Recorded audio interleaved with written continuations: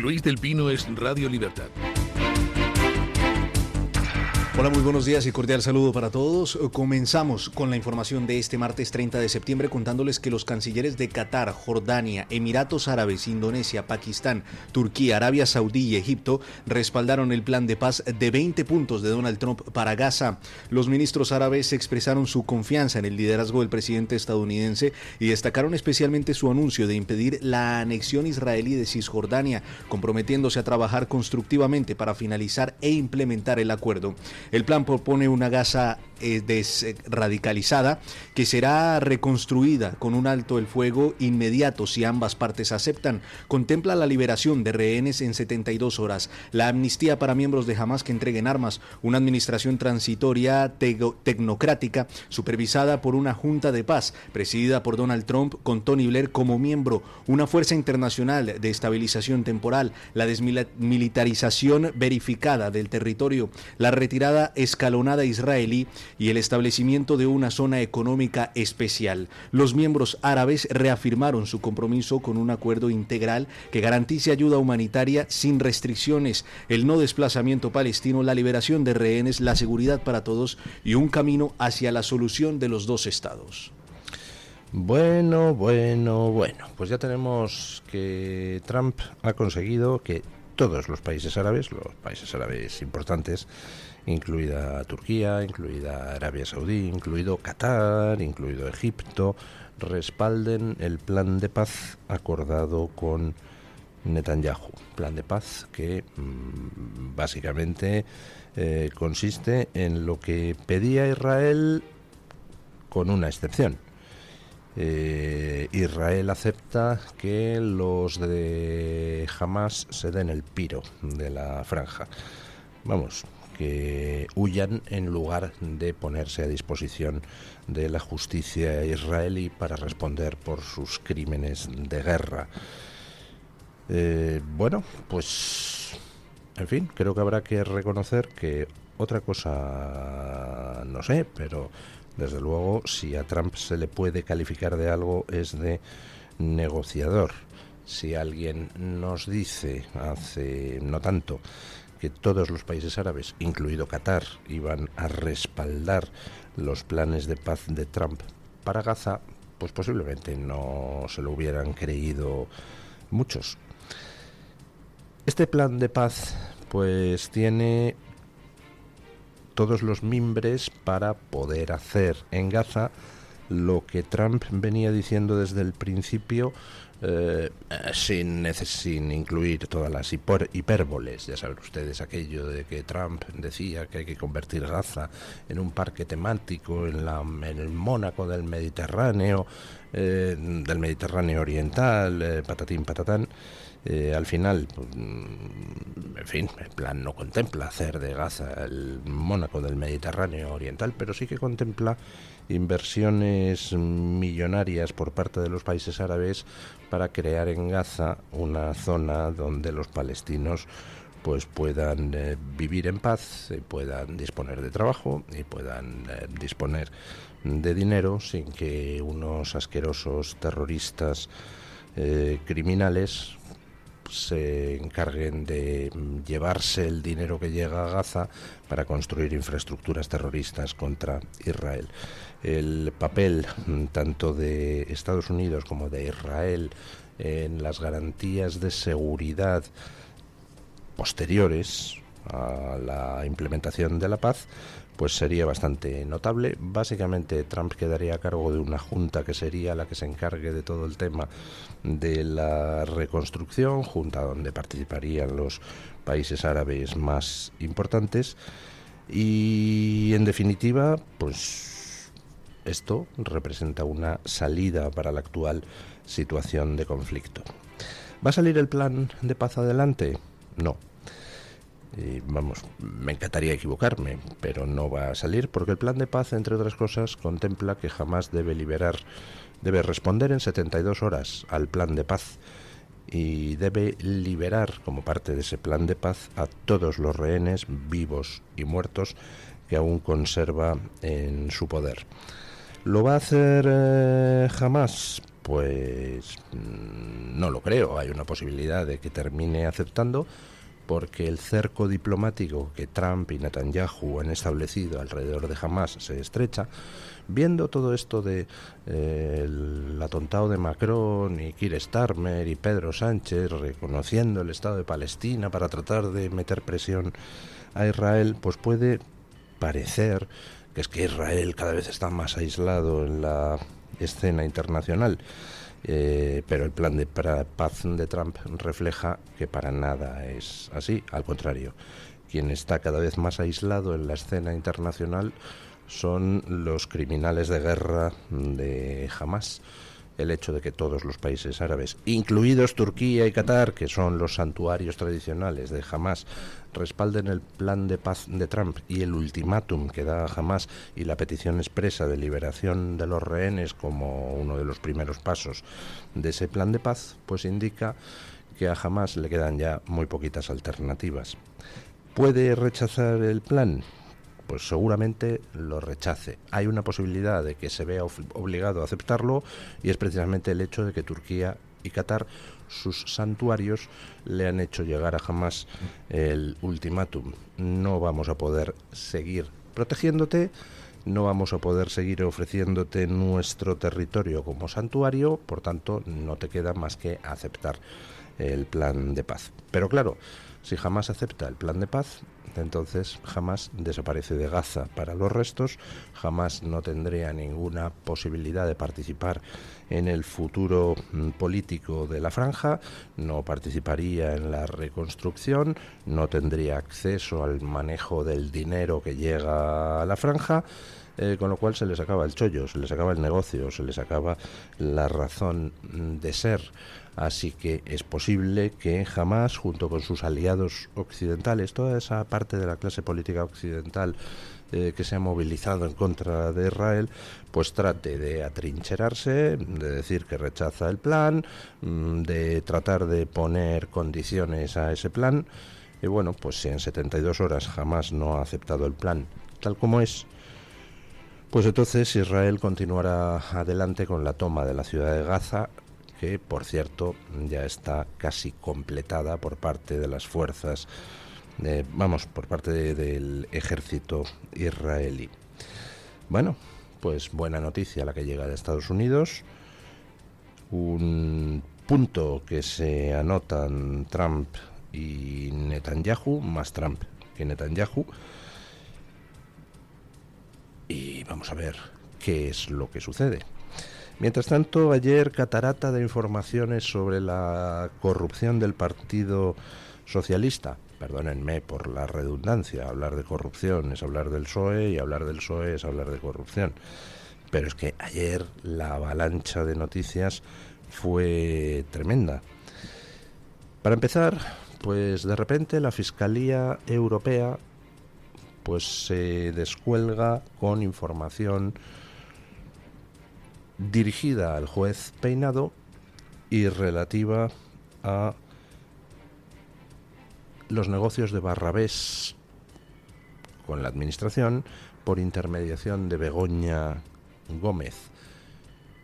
Y en esa información que manda al juez Peinado la Fiscalía Europea, pues resulta que se desprende que habría docenas de irregularidades en los contratos obtenidos por Barrabés. Escuchen. La Intervención General del Estado denuncia que Red.es excluyó sin fundamento a la UTE Awake Lab del concurso que ganó Barrabés con cartas de Begoña Gómez en el año 2021. Según el Confidencial, la empresa descalificada habría obtenido mejor puntuación final y ahorrado 1,3 millones de euros al erario público. La mesa de contratación eliminó a Awake Lab por presentar un precio anormalmente bajo, sin argumentación mínima y sin competencia del órgano decisor correcto, que debía ser ser el Consejo de Administración. El informe de 303 páginas revela múltiples irregularidades. Barrabés presentó solo declaraciones responsables o borradores de planes de igualdad que nunca fueron verificados. Involucró personal que no cumplía requisitos técnicos. Se borraron metadatos de evaluaciones subjetivas imposibilitando confirmar autoría y se usaron fórmulas matemáticas que sobreponderaron la valoración subjetiva, reduciendo importancia del precio. Crucialmente, la Intervención General del Estado acreditó que las cartas de Begoña Gómez no solo las tuvieron en cuenta, sino que carecer de ellas tenía efecto negativo, contribuyendo decisivamente a la victoria de Barrabés en los 3 lotes. Caramba, pues esto representa un giro en los acontecimientos enormemente curioso, porque hasta el momento el asunto de Barrabés había quedado pues como aparcado. La Fiscalía Europea había absorbido toda esa parte y el juez Peinado había quedado más o menos imposibilitado de seguir investigando.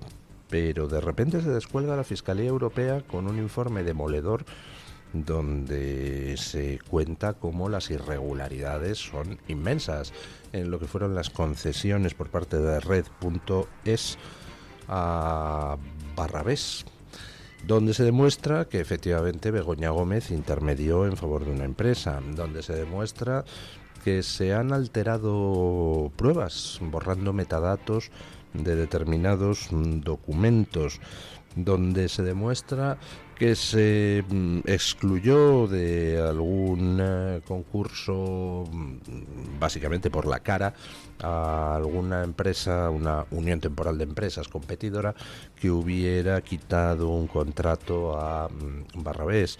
Se demuestra que se utilizaron criterios de ponderación que beneficiaban claramente a Barrabés frente a otras ofertas. Vamos, que el tráfico de influencias, pues parece, y la corrupción en los negocios, parece que quedarían bastante acreditaditos con esta información que manda la Fiscalía. Personalmente me resulta un poco sorprendente este movimiento de la Fiscalía Europea. Ya saben ustedes que los fiscales europeos realmente no son fiscales europeos, son fiscales que ha nombrado el gobierno español. Por tanto, me sorprende este movimiento.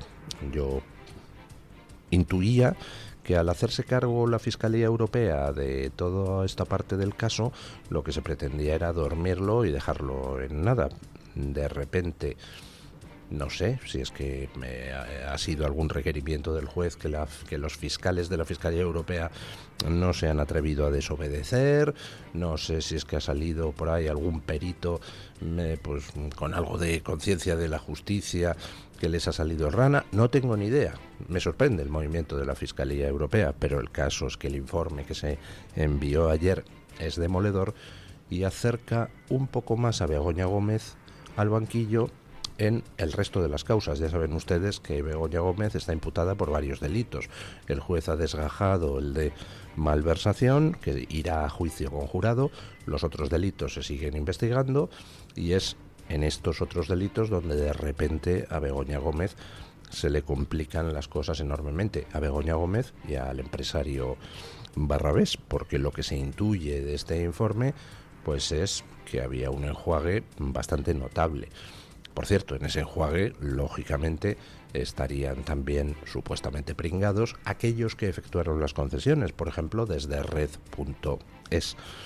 Vamos a ver qué dan de sí las comparecencias y declaraciones de los implicados, porque ya vimos cómo en el asunto de la cátedra, pues fue precisamente al interrogar a los que habían participado, que no era Begoña Gómez ni las empresas que habían dado dinero a esa cátedra de transformación social competitiva, es decir, al interrogar, pues por ejemplo, al personal de la universidad, es cuando empezaron a aflorar todos los datos concretos de la posible corrupción.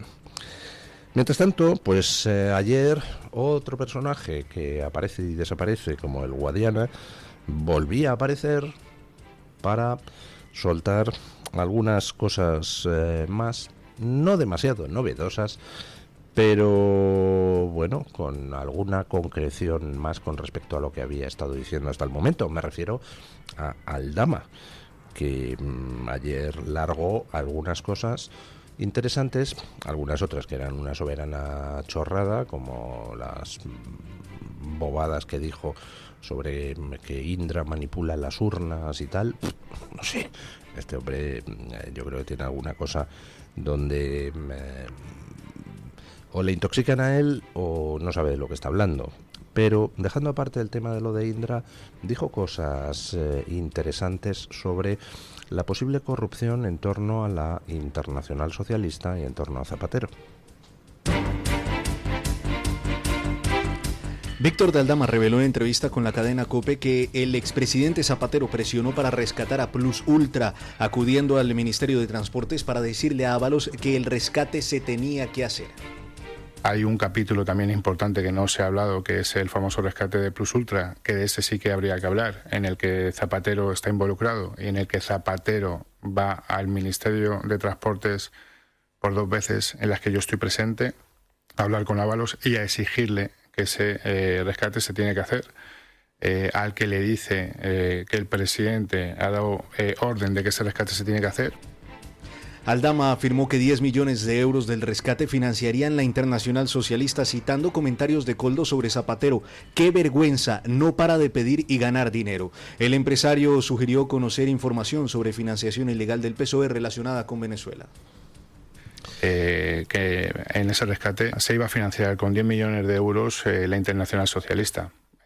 ¿Dónde hayan ido esos 10 millones de euros? Pues no lo sé, o si al final se financiación o no, pero es algo que dijeron ellos cuando este señor salió del ministerio, cosa que el ministro en ningún momento quiso recibirle y estaba en contra de ese rescate. Asimismo, Aldama insinuó un posible fraude electoral en las últimas generales de 2023, alegando que empleados de Indra pueden confirmar que se escondieron urnas falsas en IFEMA. Defendió a Hidalgo de Europa, argumentando que avaló con su patrimonio los 400 millones sin comisiones ilegales. Sobre Koldo y Ábalos sugirió que si quieren privilegios con Fiscalía deberán colaborar. Y respecto a supuestas grabaciones en el Peugeot con Sánchez, admitió desconocer su existencia, pero destacó la pasión de Koldo por Ábalos. Bueno, entre las cosas que dijo ayer, pues soltó esa cosa de Indra con urnas en IFEMA. Yo no sé en qué procesos electorales está el señor Aldama, pero vamos, las urnas están en los colegios electorales, se escrutan en los colegios electorales, se mandan los datos a Indra telemáticamente y los partidos se quedan una copia de las actas, con lo cual es imposible que Indra haga trampas al sumar las actas electorales, por la sencilla razón de que se le pillaría exactamente igual que María Corina Machado pilló a Maduro. María Corina Machado pilló las trampas de Maduro de forma muy sencilla. Se hizo con copia de todas las actas, se sumaron a mano y dijeron, miren, votos obtenidos por Edmundo González, tantos votos que Maduro dice que obtuvo Edmundo, la tercera parte. Maduro es un tramposo estafador. Y quedó demostrado que era un tramposo estafador. Habiendo actas físicas, es imposible que se pueda hacer trampa con el recuento electrónico. Así que a menos que Aldama explique de qué demonios está hablando, no sé si está hablando de qué, de las urnas del censo de extranjeros, no sé, yo creo que los votos del CERA están bien custodiaditos, pero bueno, no sé, que se explique. A mí me pareció una tontería y que estaba mezclando demasiadas cosas y hablando de lo que no sabe. Pero en el resto, bueno, Aldama volvió a reiterar cosas que ya se han dicho. Que Zapatero intermedió con el rescate de Plus Ultra, ya lo sabíamos. Que Zapatero había presionado a Ábalos para el rescate de Plus Ultra, ya lo sabíamos. Que podría haber financiado ilegalmente la Internacional Socialista con dinero venezolano, pues ya se había dicho. Creo que no se había dicho, a lo mejor me equivoco, la cantidad exacta, 10 millones de dólares, que son lo que, según Aldama, habría servido, supongo, para que Pedro Sánchez comprara la presidencia de la Internacional Socialista. Este aspecto, el de la posible corrupción en la Internacional Socialista, es quizá, para mí, uno de los más interesantes, por la sencilla razón de que otros países no son España.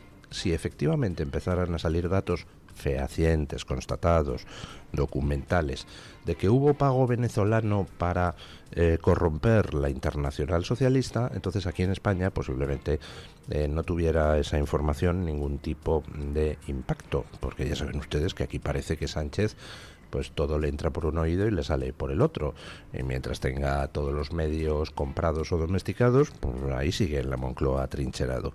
Pero España no es igual que otros países, y en otros países la gente se le fuerza a dimitir por cosas mínimas, como por ejemplo haber pasado un gasto de viaje de 200 euros que no correspondía. Bueno, si empezara a salir información fehaciente sobre corrupción en la Internacional Socialista, aquí en España no sé, pero en otros países esa información será convenientemente utilizada por los opositores políticos de los partidos socialistas de turno para forzar explicaciones, bien ante la justicia, bien ante los órganos parlamentarios, bien ante la opinión pública de esos países. Vamos, que me imagino que si ha habido corrupción en la elección de Pedro Sánchez como presidente de la Internacional Socialista, pues gente como la primera ministra danesa, socialdemócrata, tendrá que dar explicaciones a su opinión pública, a su parlamento y quizá a los tribunales sobre cómo demonios fue la elección de Pedro Sánchez. Así que vamos a estar atentos a por dónde deriva esa información de la posible, presunta financiación ilegal de la Internacional Socialista. Mientras tanto, pues continúa todo el show mediático, propagandístico, al servicio de Hamás, de todos estos activistas de la flotilla de Gaza, a quienes desde múltiples instancias se les ha dado vías para poder entregar la ayuda y las están rechazando todas. Escuchen.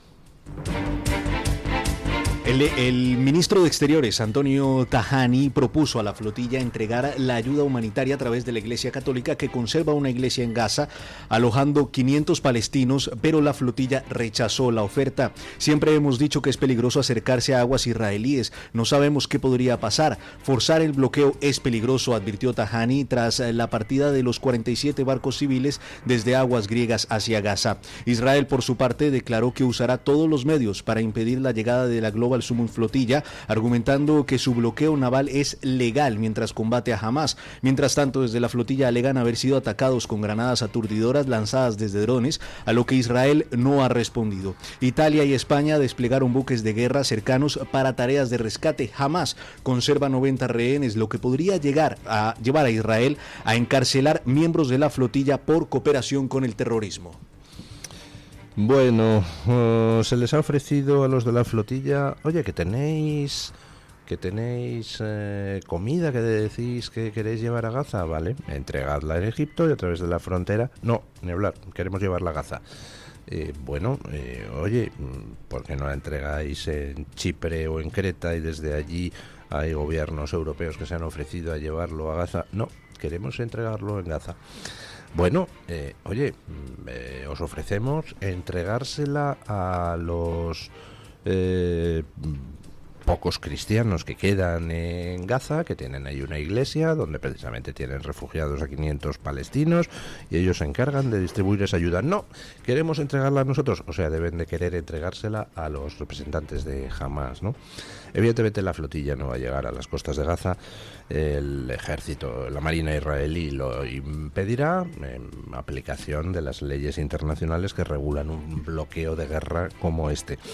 Pero se está ya rumoreando que es posible que a lo mejor no sea la marina israelí la que impida la llegada de estos propagandistas de Hamás a las costas de Gaza. Por lo visto, hay gente en Israel, incluyendo familiares de las víctimas asesinadas en el pogromo del 7 de octubre, que están organizándose para salir al encuentro de la flotilla con toda una serie de barcos civiles para impedirles el paso. Bueno, toda esta operación propagandística, pues la verdad es que lo mismo queda en nada, más que nada porque si al final jamás se ve forzado por Turquía y Qatar a aceptar el plan de paz de Donald Trump, pues entonces se acabó el conflicto y los de la flotilla, pues supongo que después de haber visitado todos los puertos marchosos del Mediterráneo, podrán volverse a casa a dejar de hacer el ridículo. Y desde Estados Unidos nos llega una noticia que continúa ahondando en las sospechas de que el asalto al Capitolio fue una operación de falsa bandera contra Donald Trump. Escuchen porque no tiene desperdicio. El FBI desplegó secretamente 274 agentes de paisano en el Capitolio el 6 de enero de 2021, según un informe posterior oculto 4 años que encontró el director Kash Patel. La operación fue tan desorganizada que agentes enviaron quejas anónimas denunciando que el FBI se había vuelto woke con sesgo progresista y los trataban como peones de una guerra política. Muchos criticaron que carecían de equipo de seguridad adecuado y capacidad de identificar ante otras agencias policiales. Las quejas más persistentes comparaban el trato diferencial entre manifestantes de Black Lives Matter en 2020 y los detenidos del 6 de enero de 2021. Nuestra respuesta a los disturbios del Capitolio apenas apesta a parcialidad política, escribió un agente. Chris Wray, anterior director del FBI, se negó sistemáticamente a revelar cuántos agentes estuvieron presentes, contradiciendo su testimonio ante el Congreso de 2023, negando sesgo político. Paralelamente, nuevos documentos sobre las bombas del 6 de enero revelan que una testigo afirmó que el dispositivo del Comité Nacional Republicano tenía 20 minutos en el temporizador cuando lo descubrió, contradiciendo la cronología oficial del FBI que la situaba en 16 horas antes. Bueno, lo del tema del asalto al Capitolio fue algo demencial, donde se junta ahí una turba y les dejan entrar en el Capitolio. Y cuando digo les dejan entrar es que se ven las imágenes donde funcionarios les franquean el acceso al Capitolio. Incluso hay alguno que lleva a alguno de los asaltantes haciendo un recorrido casi turístico por distintas salas. ¿Recuerdan ustedes esas imágenes del tío con cuernos de bisonte? Bueno, datos que empiezan a salir. Había 276 agentes de paisano del FBI entre la multitud que estaba fuera del Capitolio.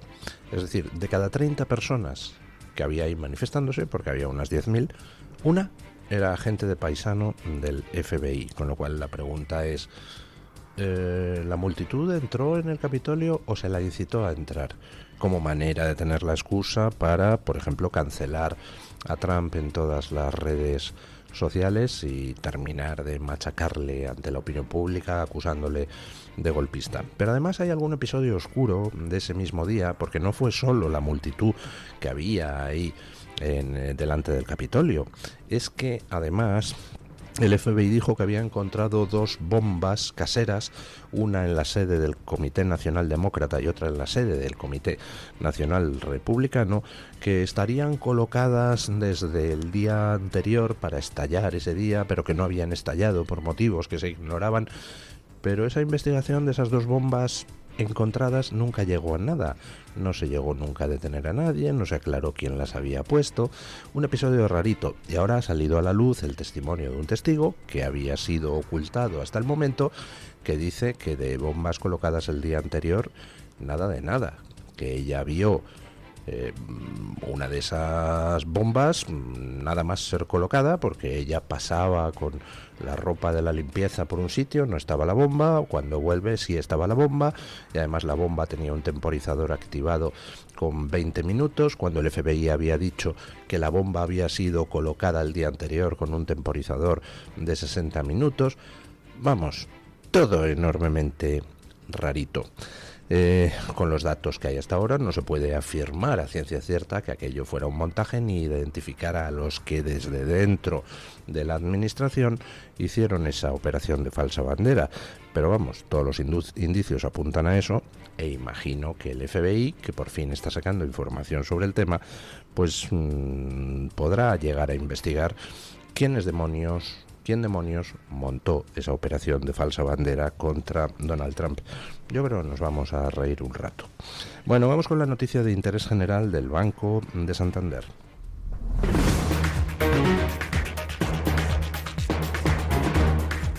Banco Santander ofrece este espacio. Hoy en la noticia de interés general les hablamos de lo que ocurre en Afganistán, donde se están cercenando las libertades a pasos agigantados. El grupo talibán ha impuesto un apagón total de telecomunicaciones, dejando al país sin internet ni servicios móviles. Desde que regresaron al poder en Afganistán en el año 2021, los talibán impusieron numerosas restricciones de acuerdo con su rigurosa interpretación de la ley islámica. La interrupción de las telecomunicaciones comenzó con el corte de conexiones de fibra óptica, aduciendo motivos de moralidad, lo cual afectó también a los vuelos en Kabul y provocó que los medios de comunicación internacionales perdieran contacto con sus delegaciones. Varios usuarios en Afganistán denunciaron la caída del servicio al final de la jornada laboral, lo que de facto ha paralizado bancos y negocios, comparando esta desconexión con la situación en Corea del Norte. Banco Santander ha ofrecido este espacio. Mensaje de Marga para sus jefes. Oye, chicos, que muchísimas gracias por todos estos años juntos. Pero me lo voy a montar por mi cuenta, ¿vale? Que como siempre me decíais que llamándome Margarita me pegaba a tener una floristería, pues os he hecho caso. Me he lanzado y ya tengo el local. Se va a llamar De Flor en Flor. Cuando sabes que ha llegado el momento, estamos contigo. Descubre todo lo que te ofrece el Santander para impulsar tu negocio desde 0 euros al mes. Promoción válida hasta el 20 de enero de 2026. Consulta condiciones en bancosantander.es. Cuando lo sabes, lo sabes.